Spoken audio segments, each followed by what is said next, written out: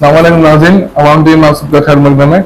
आज हमारे साथ बोधन से आयशा वेलफेयर ट्रस्ट के चेयरपर्सन और आयशा फातिमा आमिर है, जो कि बोधन बीआरएफ पार्टी के उम्मीदवार मोहम्मद शकील आमिर के अहलिया है। बीआरएफ पार्टी के उम्मीदवार मोहम्मद शकील आमिर 2 बार यहाँ के बोधन से रुकन असेंबली रह चुके हैं, तीसरी बार भी बीआरएफ पार्टी से उम्मीदवार है।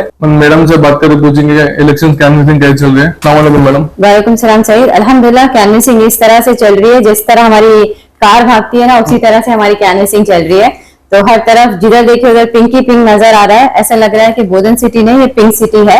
जैसे जयपुर में पिंक सिटी है, वैसे ही बोधन भी पिंक सिटी बन चुकी है। ना सिर्फ बोधन, मैं समझती हूँ कि सारे तेलंगाना में सिर्फ पिंक ही पिंक चल रहा है अल्हम्दुलिल्लाह। और कैनवसिंग बहुत अच्छी चल रही है। बच्चा छोटे बच्चे से लेके बड़े बूढ़े भी यही अपनी खुशी से, अपनी मर्जी से, अपनी खुद से निकल के कैनवसिंग कर रहे हैं। तो वो बहुत बड़ी बात है, अपने आप में एक जीत की बात है, वो बहुत खुशी की बात है। जब बाहर निकल रहे तो वो लोग खुद निकल के साथ में आ जा रहे, वो लोग खुद बोल रहे कि जरूरत नहीं है, बल्कि इससे बड़ी क्या बात हो सकती, बताइए। आप वार्डों में जा रहे हैं, गाँव में जा रहे हैं, तो पब्लिक का रिस्पॉन्स कैसा है? बहुत अच्छा रेस्पॉन्स है। वो खुद निकल के आ जा रहे, पहले तो बोल रहे कि आप आए क्यों, और फिर आए तो चलिए मैं भी आपके साथ ही चलती हूँ, बोल सब लेके जा रहे, खुशी खुशी से आ रहे, मिल रहे, अच्छी तरह से बात कर रहे हैं और खुद बोल रहे कि हमारे घर में ये आया, हमारे घर किसी के पास शादी मुबारक आया तो नल और लाइट तो हर जगह है अल्हम्दुलिल्लाह। तो किसी के पास शादी मुबारक है, किसी को बड़ों का पेंशन है, किसी को बेवाओं का पेंशन है, कोई बच्चे स्कूल जा रहे हैं। काफी सारे हमारे सीएम साहब जो भी कर रहे हैं वो सब किसी न किसी के पास आया है, तो वो बहुत ही खुशी से निकल के आ रहे हैं। कांग्रेस पार्टी के उम्मीदवार जो पी सुरेश रेड्डी है, वो कह रहे हैं कि 10 साल में कि कौन सी टीआरएस पार्टी वाले कौन से डेवलपमेंट नहीं कर रहे हैं बोधन में, बोल के बोल रहे हैं। तो 7 साल से वो क्या कर लिए ये बताओ, बोल के बोलिए। पहली चीज तो मैं ये बोलना चाहूंगी कि डेवलपमेंट के ताल्लुक से ये लोग बात करना तो सही नहीं है, क्योंकि वो लोग खुद कुछ नहीं कर लिए। वो 10 साल एमएलए और 5 साल मिनिस्टर रह के भी कुछ नहीं कर लिए। तो मैं ये बोलना चाहूंगी उनको कि आप आंखें खोलिए और जाके देखिए कि डेवलपमेंट क्या क्या हुआ है, कैसे हुआ है। यहाँ तक एक छोटी सी बात बताती हूँ मैं। एरिया हॉस्पिटल हमारा बोधन का जो था वो डिस्ट्रिक्ट हॉस्पिटल हो चुका है, जहां पर महीने में 200-300 डिलीवरी हो रही है, फ्री ऑफ कॉस्ट हो रही है, जो कि बड़ी मुश्किल से गरीब लोग जाके सीजरियन हो दो, नॉर्मल हो दो, 10,000, 20,000, 30-40 हजार के बीच में डिलीवरी होती थी, नॉर्मल से लेके सीजरियन की बात बता रही हूँ मैं। तो डिस्ट्रिक्ट हॉस्पिटल हो चुका है, इतनी सहूलतें हैं कि आप, इसीलिए तो बता रही हूँ कि आंख खोल के देखिए तो नजर आएगा, आंख बंद करे तो कुछ भी नहीं नजर आएगा। कांग्रेस पार्टी कह रही है एक बार मौका दो हमारे, 6 गारंटियां हैं कांग्रेस पार्टी की तरफ से। तेलंगाना में गवर्नमेंट अगर लेके आगे तो 6 गारंटियां इंप्लीमेंट करते हैं बोल के बोल रहे हैं। मैं एक और बात बोलना चाहूंगी कि ये 6 गारंटी मेरे ख्याल से शायद कर्नाटक में भी दी गई है, तो वहां क्यों नहीं इंप्लीमेंट हुई है, वहां क्यों नहीं हुआ है? वहां के लोग यहाँ आके फिर धरना क्यों कर रहे हैं? वहां के फार्मर्स यहाँ पर आके लाइट नहीं मिल रही है, पानी नहीं मिल रहा है बल्कि कंप्लेन क्यों कर रहे हैं? अगर उतना ही रहता तो अभी रिसेंटली इलेक्शन हुआ है वहां पर, अगर वहां उन लोग सही कर लेते तो यहाँ पर उनको इतनी मुश्किल नहीं होती। और मैं नहीं समझती हूँ जो इंसान 7 साल में, जो लोग, जो पार्टी 7 साल में नहीं कर सकी कुछ, अब कर लेंगी कुछ भी। तो और लोगों को भी पता है इस बात का, तो जनता सब जानती है, ये पब्लिक है, ये सब जानती है। तो कांग्रेस के उम्मीदवार पब्लिक से रिक्वेस्ट कर रहे हैं कि एक बार मुझे मौका दीजिए, एक बार मुझे मौका दीजिए बोल के।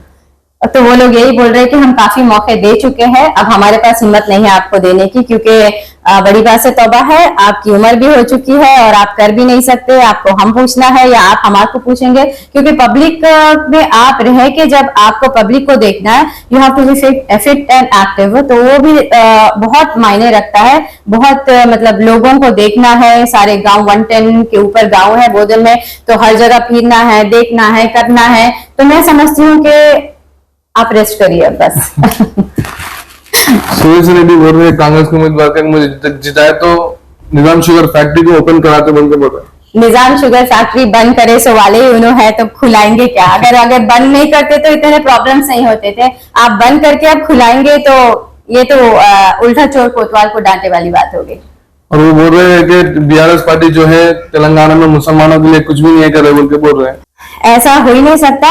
फिर से ये बोलूंगी, आप खोल के देखिए, मौजम साहब से, इमाम साहब से पूछिए, मस्जिदों में पूछिए, माइनॉरिटी स्कूल में जाके देखिए, बेवा लड़कियों को देखिए, शादी मुबारक देखिए, कई सारे स्कीम है, मिनोरिटी के लोन्स है, स्विमिंग मशीन है बच्चियों के, कई सारे हैं, अगर मैं लेकर बैठूंगी तो लिस्ट देना पड़ेगा आपको। ऐसा कुछ नहीं है, लोग है, ऑपोजिशन है, कुछ ना कुछ उछालते रहते हैं, बोलते रहते, उनका काम है बोलना, वो कुछ ना कुछ बोल के पब्लिक को गुमराह करते रहते हैं। फिर से पब्लिक को सब पता है कि कौन क्या कर रहा है क्या नहीं कर रहा है, उनके दिलों में मालूम है, उनके घरों में मालूम है, उनके हर एक चीज को मालूम है कि कौन क्या कर रहा है क्या नहीं कर रहा है। बोलन के कुछ टीआरएस के लीडर्स कांग्रेस में ज्वाइन होने की वजह से टीआरएस पार्टी को बहुत सारा प्रॉब्लम होता है बोल के। ऐसा कुछ नहीं है, देखिए पार्टी में लोग आते जाते रहते हैं, वो अपने खुद के वजह से गए सो है, ना उनको टीआरएस से निकाला गया है, ना उनके कोई वार्ड में ऐसी कोई कमी की वजह से गए हैं। वार्ड के भी उनके काफी सारे काम टीआरएस में रह के करा चुके हैं वो लोग सब, और अभी जाके दावा कर रहे हैं कुछ भी ये वो। और मैं समझती हूँ कि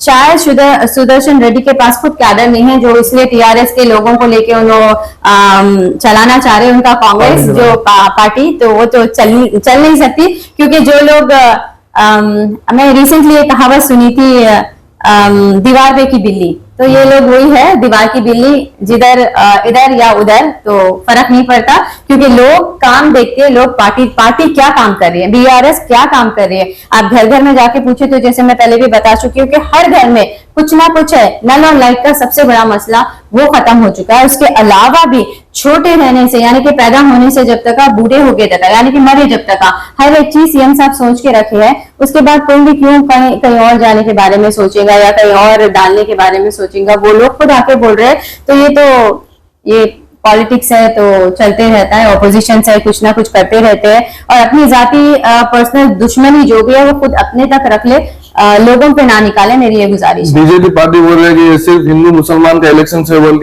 रहे हैं बीजेपी पार्टी वाले। आप इसको किस नजर से देखते हैं? देखिए, हिंदुस्तान जो है मल्टी रिलीजन का कंट्री है, तो इसमें हिंदू, मुस्लिम, सिख, ईसाई काफी सारे लोग हैं जो हर तरीके के फेस्टिवल्स करते हैं। तो आप उनको मैं एक ही बोलना चाहूंगी कि आप डिवाइड मत करिए, हिंदू मुस्लिम करके लड़ाई झगड़े मत लगाइए। हम सब भाई भाई थे, है और आगे भी रहेंगे। ये तो सब वही फिर से बोलना चाहूंगी मैं, ये गंदी पॉलिटिक्स है जो लोग चल रहे हैं बस। बोधन टाउन के मुस्लिम वोट्स जो है कांग्रेस के साइड है बोल के प्रोपागेंडा बोल रहे हैं, रूमर्स है। ये नहीं हो सकता, क्योंकि उनको भी पता है, ना सिर्फ मुस्लिम्स, नॉन मुस्लिम्स रहने दीजिए, क्रिश्चियंस रहने दीजिए, सिख ईसाई बोलिए ना, में चारों भी जो भी कम्युनिटी है, आप कहीं भी जाके पूछ लीजिए, सब जने सिर्फ और सिर्फ हमारी car car car car car bus यही बोल रहे हैं। ये सब रूमर्स है, जानबूझ के लोगों को बताया जा रहा है, बोला जा रहा है, करा जा रहा है। वो 3 तारीख को रिजल्ट मालूम हो जाता ना, जब खुद ब खुद सामने आ जाती है हर एक चीज। बोधन के आपके कार्यकर्ता को और बोधन पब्लिक सब क्या बोलना चाह रहे हैं?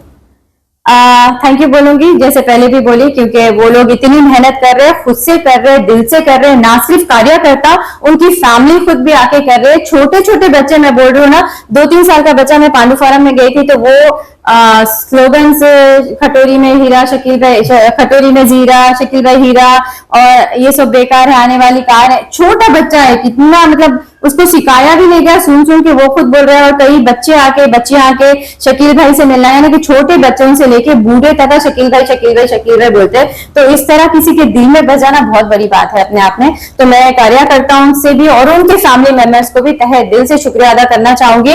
और भरपूर 30 तारीख नवंबर 30 को जाके आप लोग अपना कीमती वोट कार के निशान को देंगे भी और दिलाएंगे भी, मुझे पूरी उम्मीद है। जज़ाकल्लाह खैर, thank you so much. Corona movement में जो कांग्रेस पार्टी के उम्मीदवार है वो नहीं है, वो बोधन में नहीं रहते हैं बोल के वो उन पर रूमर्स आ रहे थे। फिर आपकी खिदमत बहुत सारे थे आपके और एमएलए साहब के, अब उसके बारे में क्या बोलना चाहिए? एक ही बात बोलना चाहूंगी, कोविड-19 जब चल रहा था तो ना सिर्फ बोधन बल्कि पूरी दुनिया परेशान थी।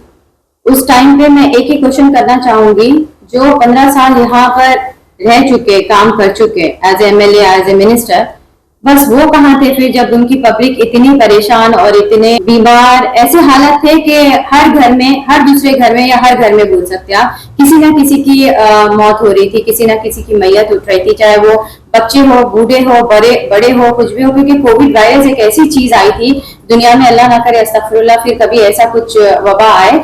तो उस टाइम पे आप कहाँ थे, मेरा ये क्वेश्चन है। आज इलेक्शन है तो आप आके फिर रहे, कर रहे, ठीक है, आई अंडरस्टैंड, इलेक्शन के टाइम पे ये सब कुछ चलते रहता है। लेकिन अच्छे और बुरे वक्त पे अगर आप खड़ते लोगों के साथ तो हम भी मान लेते कि ठीक है आप खड़े। आप कभी खड़ के किसी को एक गिलास पानी नहीं पिला लिए वो टाइम पे। और रही खिदमत हमारे और एमएलए साहब की, तो आप कहीं भी किसी से भी पूछ सकते हैं किस तरीके से खिदमत हम लोगों ने किए, फिर बता लेना नहीं है, लेकिन जितना हमसे हो सकता है, जितना भी हमसे हो सकता है, हमने खाना राशन रहने दीजिए, पका हुआ खाना रहने दीजिए, दवाइयां रहने दीजिए, तरकारी, दूध, बिस्किट, जो भी हमसे बन पड़ता था दोनों मियाँ बीवी से, बहुत कुछ हमने किया है यहाँ पर।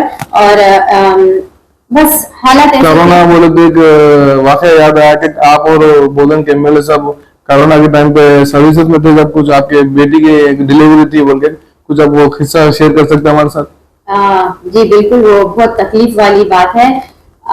जब भी वो चीज मेरे को याद आती तो मेरा अल्फाज नहीं आते। फिर भी मैं, आप पूछे तो मैं बोलना चाहूंगी कि वक्त वो बहुत ही बुरा था। जैसे मैं बता चुकी हूँ कि हर घर में किसी ना किसी की डेथ हो रही थी, तो उस तरह पापा को भी यहाँ से, यानी कि हमारे ससुर को भी यहाँ से कोविड होके घर जब आए थे तो उनको हॉस्पिटल में एडमिट किया गया था। तो एमएलए साहब उनके साथ में उनकी खिदमत में थे, और जब पापा की हालत बहुत खराब हो गई, जब इनको वेंटिलेटर पे जाना पड़ा, तो वो टाइम पे मैं इनको घर लेकर आई और इनको कोविड हो गया, तो फिर मेरे को कोविड हो गया, और उसी दौरान मेरी बेटी की डिलीवरी थी। तो हम दोनों को कोविड होने की वजह से हम हमारी बच्ची की डिलीवरी के लिए भी जा नहीं सके, तो उस चीज का अफसोस हमेशा रहेगा। वक्त था वो गुजर गया, लेकिन जब भी हम कभी रोके नहीं कि हमारे घर में ऐसा हो रहा तो भोजन में हम एक दो दिन ये काम रोक देंगे, ऐसा नहीं करें हम, चलते रहा वो भी काम। वक्त है, हालात है, आते रहते जाते रहते। फिर अल्हम्दुलिल्लाह डिलीवरी हो गई, बेटी हुई, अल्हम्दुलिल्लाह घर में रहमत आई और खुशियां मिले।